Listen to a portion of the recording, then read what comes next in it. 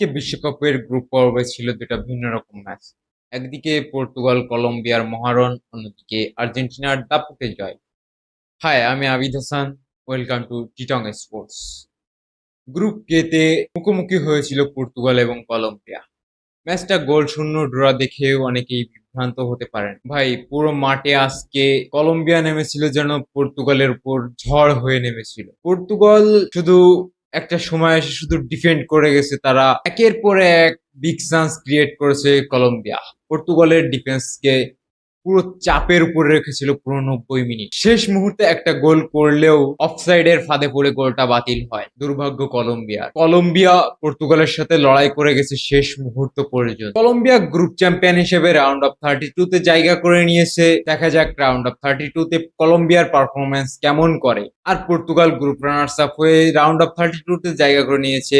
পর্তুগালের প্রতিপক্ষ ক্রোয়েশিয়া। এবার আসি গ্রুপ জেতে আর্জেন্টিনা বনাম জর্ডানের ম্যাচ। জর্ডান হয়তো ভেবেছিল আর্জেন্টিনাকে রুখে দেবে, কিন্তু এই আর্জেন্টিনাকে রুখবে কারা ভাই? ম্যাচের 19তম মিনিটে লো সেলসের নেওয়া ফ্রি কিক থেকে দুর্দান্ত একটা গোল। এই লো সেলসো, আমাদের মনে রাখতে হবে, এই লো সেলসো 2022 বিশ্বকাপে ইনজুরির কারণে সুযোগ পান নাই। তো দেখেন তার প্রত্যাবর্তনটা দেখেন। বিশ্বকাপের মাঠে অভিষেক হয়ে, বিশ্বকাপের ম্যাচে অভিষেক হয়ে ফ্রি কিক থেকে এত সুন্দর একটা গোল হয়তো তিনি কল্পনাই করেননি। ভাই, এটা একটা জাদুকরী মুহূর্ত পুরো আর্জেন্টাইন ফ্যানদের জন্য। পুরো একটা জাদুকরী মুহূর্ত, একটা জাদুকরী সকাল বলা যায়। এরপর 31তম মিনিটে পেনাল্টি আদায় করলো আর্জেন্টিনা। ঠান্ডা মাথার ফিনিশিং লাউতারো মার্টিনেজের। 2-0 থেকে প্রথমার্ধ শেষ করে আর্জেন্টিনা। মূলত প্রথমার্ধ থেকে আর্জেন্টিনা যেভাবে বল কন্ট্রোল নিয়ে খেলতেছিল, মূলত এইখান থেকেই কেন জানি মনে হচ্ছিল ম্যাচটা শেষ। কিন্তু সেকেন্ড হাফের শুরুতে জর্ডান যেভাবে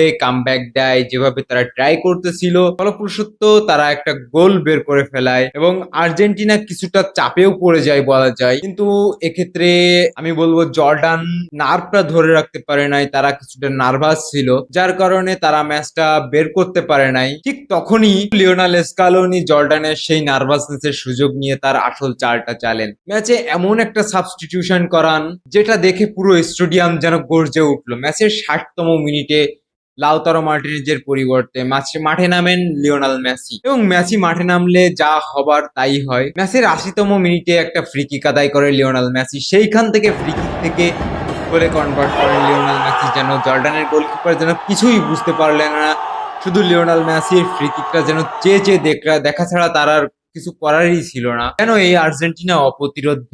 এবং 3-1 পিছিয়ে যাওয়ার পরে জর্ডান মূলত তাদের হাত থেকে ম্যাচটা পুরোপুরি ফসকে যায় এবং ম্যাচের নিয়ন্ত্রণটা পুরোটাই চলে যায় আর্জেন্টিনার হাতে। আর্জেন্টিনা পূর্ণ 9 পয়েন্ট নিয়ে গ্রুপ পর্ব থেকে রাউন্ড অফ 32 তে আর্জেন্টিনার প্রতিপক্ষ Cape Verde.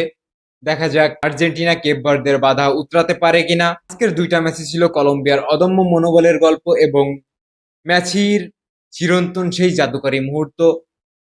R round of 32 তে এমন সব জাদুকরী মুহূর্ত, এমন সব অদম্য মনোবলের গল্প এবং নাটকীয় মুহূর্তগুলোর সাক্ষী হতে এবং বড় বড় যুদ্ধের সাক্ষী হতে সাথে থাকুন টিটং স্পোর্টস এর সাথে।